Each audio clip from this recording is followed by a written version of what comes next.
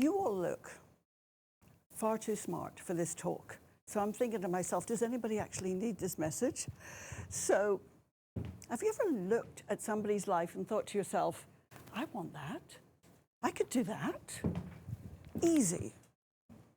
I did that 15 years ago. I met a woman in a restaurant, and I was interviewing her for a book I was writing called The Rules of Success.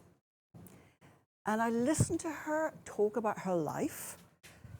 She's called Martina Cole, and at the time, she was the biggest selling crime writer in the UK. 27 best-selling books, films, TV. And I thought to myself, that's a heck of a life. She said, you want to go on to a club afterwards in Soho? Nobody knows about it. It's called Jerry's, but my driver's outside. I thought, that's incredible. A driver, house in the country, clubs in Soho that nobody else knows about. And you just knock out one bestseller a year. I'm going to have the mic. Thank you so much. You just knock out one bestseller a year. How difficult could that be? And she told me about the day her life changed and how she had sent off a manuscript on a Friday to an agent. And on Monday, she got a call from someone who said, is that Martina Cole? Martina Cole? He said, you are going to be a star. And within a few days, she had a contract and £150,000 advance in her bank account, the biggest ever. And I thought to myself, that sounds pretty good to me. So you see, in our culture, we're told that you can make any dream come true, right? Yes or no? Yeah. You just have to want it enough. You just have to work hard enough at it and never give up. So I thought, well, I'm going to do that. So I came home from that restaurant after maybe a couple of glasses of wine and got myself a vision board, right? Because you get a vision board, right? You got to visualize. Let's see if I can find a vision board for you. And I saw myself as a best-selling crime writer. And I started the next day. I think you know this isn't going to end well, don't you? And 3 years later, and 8 chapters of a book that nobody wanted. I did have a call. I did get a call, and it did change my life, but it wasn't from an agent. Is that Miss Harrold? It is. This is the Bank of Ireland.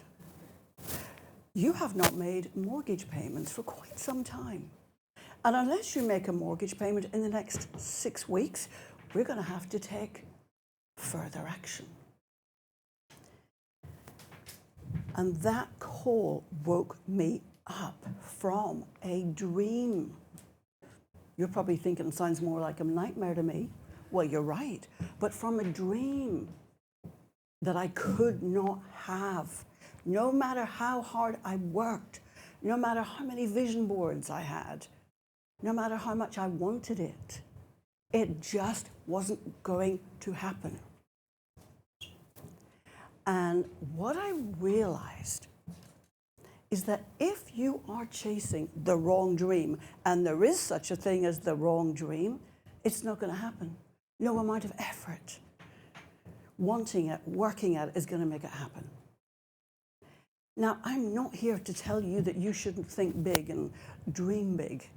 I'm just here to share with you how you can choose the wrong dream, or even avoid choosing the wrong dream for that matter, how you can choose the right dream so you don't have to be silly like me and have to move out of your lovely home and rent it out to bankers from Goldman Sachs because they can pay the mortgage for you. Because when I had told my teenage son that day that we would have to move from our house, he said, but this is my home.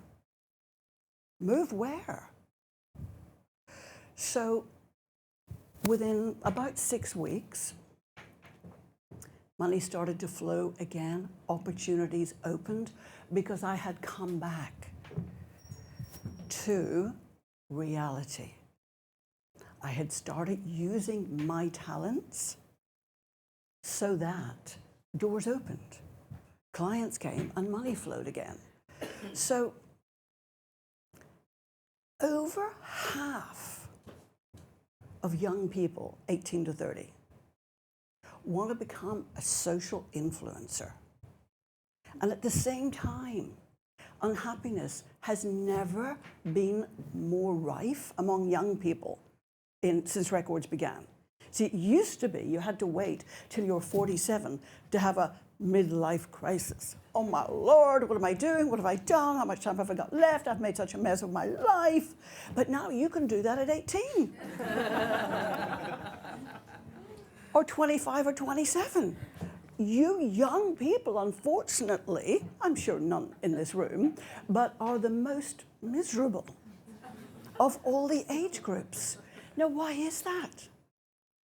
Well, look, we know that smartphones and social media have their part to play. And I'm not here to say that you shouldn't be a social influencer. But I'm here to tell you, there is a foundation. And if you base everything on that foundation, you're likely to succeed. So let's look at, oh, I don't want that one yet. Actually, maybe I do want that yet. Maybe I do want that yet. I do want that yet.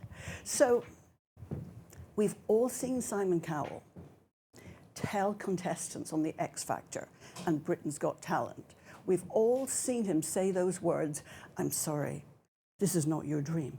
There's something else for you. You could be a cruise singer. You're one of those girls who sounds good in their bedroom, but not a recording artist, right? We've all heard that. So I don't know if you saw this extraordinary clip. It was 11 years ago, and it was Callum Scott. When you see this, you will never forget it. Because just before Callum came on, his sister Jade came on, and Simon Cowell did that gladiatorial thing where he puts his hand up to stop.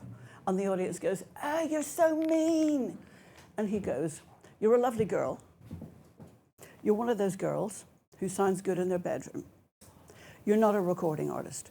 There's something else for you. Maybe a cruise ship." It was bad. It was brutal. And it was probably the truth. And then her brother came on. Anybody remember that? Callum Scott. Should we play it? Yeah. Press play. This is it. I'm glad you're watching this. You'll never forget it.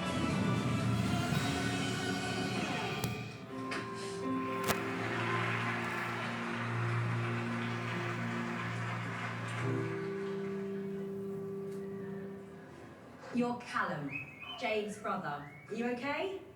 Yeah. Oh, well, tell us a little bit about yourself, please. I'm 26, I'm from Hull. I am singing a cover of a song by Robin. I love Robin. Yeah. It's dancing on my own, but it's a bit slower. Okay. Whenever you're ready, good luck. Thank you.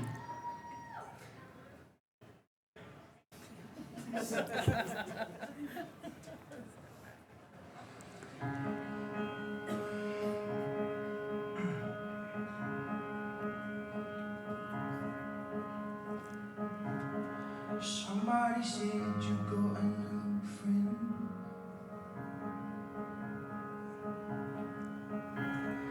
Does she love you better than I can? There's a big black sky over my town. I know it, I bet she's around.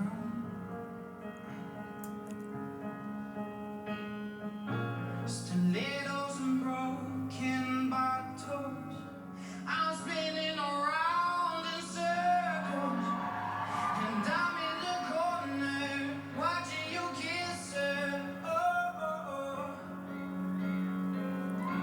And I'm right over here, why can't you see me? Oh, oh, oh. And I'm giving it my all, but I'm not the guy you're taking home. Ooh, I keep dancing on my own.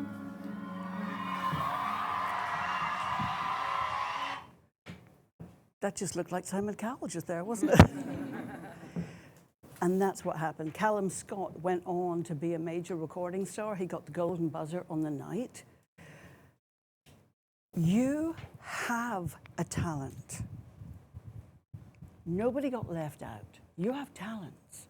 And if you base your dream on those talents, that's when life will open up for you. That's when doors will open. Lisa Eldridge is one of the biggest influencers in the world. She's known as the Queen of Makeup. She started when she was 6. She discovered her mum's like vintage makeup. Charlotte Tilbury has 7.5 million social media followers. That's twice any newspaper in the UK. She started makeup at 9 and 10. She had a mentor, Mary Greenwell, at 11 when she went to her fashionable Steiner school, all very progressive and creative. She was doing makeup on the other students and handing out tips for makeup. There is a foundation to their success, to their being an influencer. So your talents are in you to come out. And just recently, someone sent me a clip from Reese Witherspoon. Oh, look, I should be using my microphone. This is terrible. Just recently. Someone sent me a clip from Reese Witherspoon. I thought it was a remarkable coincidence that the title of my talk was published and then Reese Witherspoon did this reel, but never mind. She did a reel where she said a woman had reached out to her for career advice. And Reese Witherspoon said, "What are your special talents?" And the woman struggled to answer. And Reese Witherspoon said something very smart. She said, "Your talents are given to you, and your job is to bring out those talents." And she said a very smart thing as well. She said, "Don't chase your dreams. Chase your talents. Don't chase your dreams. Chase your talents. Your talents are in you to come out." Now, might you leave it too late? No. Because I saw a woman of 64, and she had only ever lived in a small town in Northern Ireland, but she always had a feeling that there was more for her. Didn't know how, didn't know when, but always had that feeling. And when she was 64, she moved from Northern Ireland. She came to London, rented a small flat, did a training in reflexology.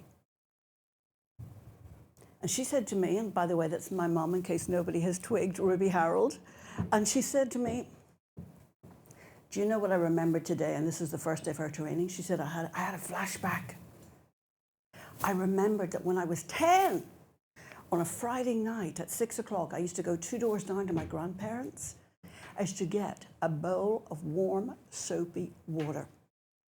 And I used to wash and massage their feet. 54 years later, she qualified as a professional reflexologist. She was phenomenal. She had clients from all over the world. They wanted to fly her to Kuwait and Oman to treat all their families and their private jets. She had contracts with fancy hotels in Mayfair. She made more money than she'd ever made in her life. She said to me, "You know, my only problem is I'm so busy I can't get out to the shops to spend it." So your talents are in you. They're bursting to come out. How do you know what your talents are? 3 questions, 3 signs, 3 clues. Number 1, ask yourself, what were you doing when you were 10? By the way, probably before that, but certainly by 10, I guarantee the signs are there. Were there, are there. What were you doing when you were 10? Second question, where's the evidence for those talents? See, if I had asked myself that very sensible question, I could have stopped myself from going broke and wasting 3 years of my life. But then, hey, I wouldn't have come here to chat with you also. Swings and roundabouts. But the question I should have asked myself is this: where's the evidence for the talent to write fiction? The answer, none whatsoever. If I had looked closely enough, I would have seen their talent was for non-fiction. That's what I was winning prizes for. That's what people were saying, gosh, that's so easy for you, isn't it? Well, I guess it is. That was my talent. Martina Cole was winning prizes for stories. Your talents, your dream, could be very close together. You've got to be super careful. Third thing you want to ask yourself is this: what's my motivation? Because if your motivation is chasing fame and fortune, that could be self-importance. And I do know the cost of that. Instead, focus on self-expression, putting you and your true talents out to the world for your good and the good of all. So from now on, chase your talents. Don't chase your dreams. Chase your talents. Thank you so much. Thank you.